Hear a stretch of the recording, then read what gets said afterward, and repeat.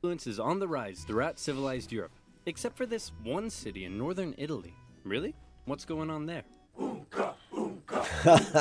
Uga.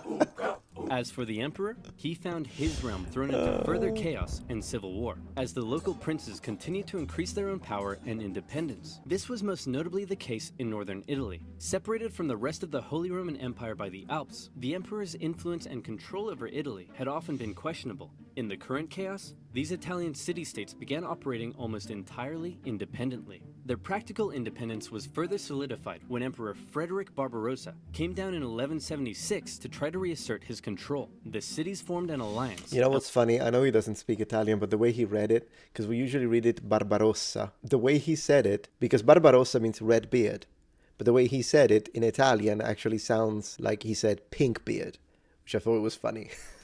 And with the Pope's support, they kicked the emperor right back to Germany. Hooray, said the Italian city-states. We did it. We're the best of friends.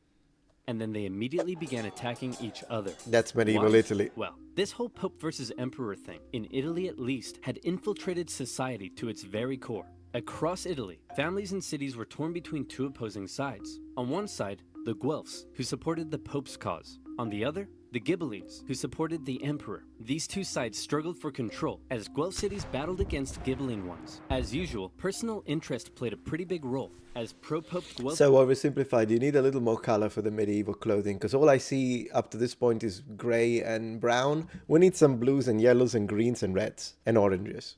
That's the only complaint I have. The drawings are fantastic, I love it, and the animations, of course. Guelph cities tended to be rich, mercantile ones who didn't like the emperor's taxes. Emperors supporting Ghibellines, on the other hand, were often We did get a little blue. agricultural, where the expanding papal states were a larger threat. These cities would sometimes even switch sides depending who is in charge and their ever-changing personal interests. In some cities, brutal fighting broke out in the streets as opposing families fought for control. At times, the conflict became so... I actually love the sword that he's using. It looks pretty nice. Kind of looks like a 13th century arming sword. Love it. Is it like a type 14 maybe? tribal, that the differences between the two sides were just downright silly. My love, I can't bear it. We must be together. But how can we?